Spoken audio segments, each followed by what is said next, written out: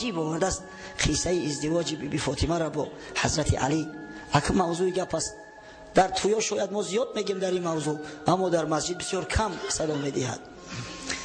حضرت میگه سعی مردان عالم مصطفی بود، ببین تا در راه دنیا کجا بود.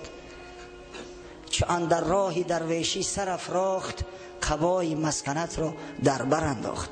سروری تمام مردای عالم حبیب خدا محمد مصطفی صلی الله علیه و سلم است. اما شما میگه یک معاینه کنید ببینید که چه نوع زندگی صاف و ساده داشت، چه نوع زندگی آزاده به یگان تکلیفی داشت.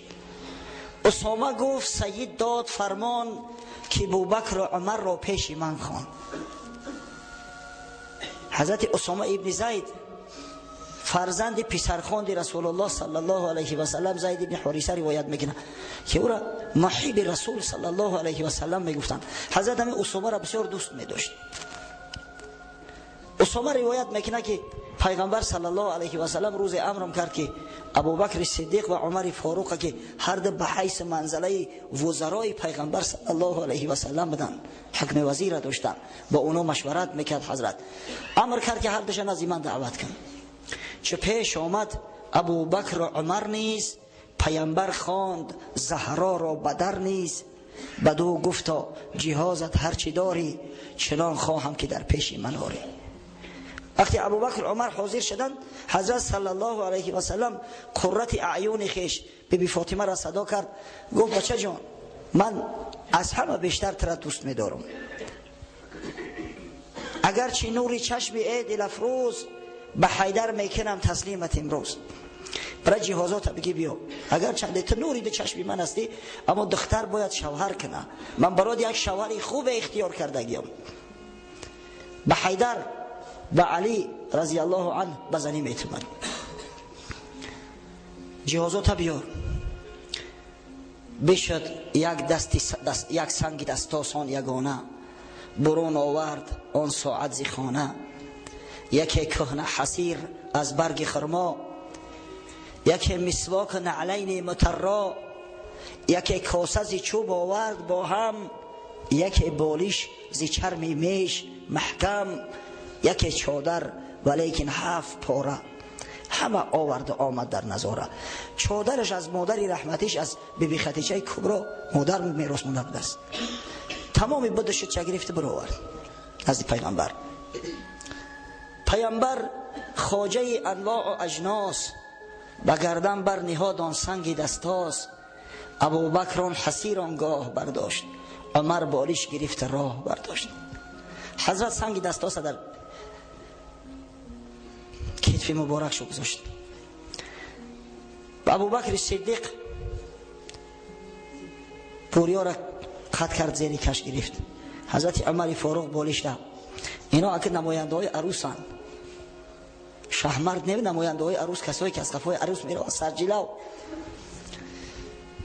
پس آنگه فاطمه دخت پیامبر، بسر اندر کشید آن کهنه چادر. پس آن نعلین را بر پای خود بست، پس آن مسواک را بگرفت در دست. بیبی فاطمه چه آرا داد، تیلا نداشت، نخره نداشت. این در زمان بود که زرگری شاید ای زمان عصر ما بیشتر رواج یافته باشه. یهودی ها بسیار زرگرای ماهر بدن. مدینه منوره بازارهای به نهایت کلانی فروش اشیای زری زرگری بود. ابو بیبی فاطمه گریه نکرد، ناله نکرد که من دختری پیغمبرم، یگان گوشپار ندارم، عیبو میکنن، فلانو میکنن. این گپا را نگفت، چیزی داشت همراهش گرفت. اسامه گفت من آن کاسه آنگاه، گرفتم در کف برداشتم راه. اسامه میگه من خورد بدم به من هم طبق رسید، طبق تای کش کردم و قطعش رو راه کشیدم. چه پیش حجره حیدر رسیدم، زگریه روی مردم می ندیدم. همه علمم کرد میگه قدقدیره. تویا را میدیدم، ولیمه ها را میدیدم، زیفاف دخترها را میدیدم، بچی ناز عروس در بالای از سوار با زر جواهر آراسته. اما دختر پیغمبر صلی الله علیه و سلم پای پیاده به خونه علی میبریم با همین اسباب انجام به نهایت ساده و عادی. پیامبر گفت ای مردی نکوکار، چرا میگیری آخرین قدر زار؟ حضرت رسول الله میگه متوجه گریه من شد. گفت یا اسامه چی درد داری، چی گریه میکنی؟ بعد او گفتم زی درویشی ای زهرا مرا جان و جگر شد خون و خارا. ببین تا قیصر و کسرا چی دارد، ولی پیغمبر از دنیا چی دارد؟ کسی که خواجه هر دو جهان است، جهازی دخترش اینک عیان است. گفتم یا رسول الله عجب ناعدالتی، قیصر و کسرا که دشمنای خدا هستند با اون ناز و با اون نعمت زندگی میکنن، اما دختر حبیب خدا محمد مصطفی صلی الله علیه و سلم با این اشیای اندک خانه شوهر میروند. اسامه گفت، پیامبر گفت ای اسامه این نیز چه باید مرد هست، این هم بس ای چیز. یا اسامه گفت مادام که عاقبت کار عجله، همی هم خیلی گپای، همی هم حساب کتاب داره، همی هم شکر طلب داره، شکرانه همین نعمت خدا را کردن لازم. شنیدی حال پیغمبر زمانه، تو میخواهی که گرداری جهانه. حال پیغمبر تا دیدی، تو در طلب دنیایی هزار یک بهانه میکویم. سوال میشود داملا اگر به ضرورت نماز جمعه را ترک کنی چی میشود؟ میگم اگر به ضرورت باشه انشالله مباح است، با که نداره، اما همون ضرورتی تو چی است؟ میگه در روز جمعه یگون آدم میره نبی اون در جای خودمانم سودا کنه، این ضرورت نمیشود. سبحان الله. خدای بزرگ امر کرد در قرآن اذا نودی للصلاة من یوم الجمعه فاسعوا الى ذکر الله و ذروا البیع. وقتی که آواز اذان جمعه داده می شود، وقتی منادی می شود که به جمعه بیاید، پس سعی کنه به سوی مسجد، به سوی عبادت خدا و تجارت بس کنه. نخواه همین برای تو بهانه باشه. این مردی اوکیل میلش اگر نفست بدی کرد سحر کرد برو مدی اوخی بیمار داری ساعتی 10 بس کو، همون دکان تا ببند با پگار همون رزق روزی را خدا میتد. شنیدی حال پیغمبر زمانه، تو میخواهی که گرداری جهانه.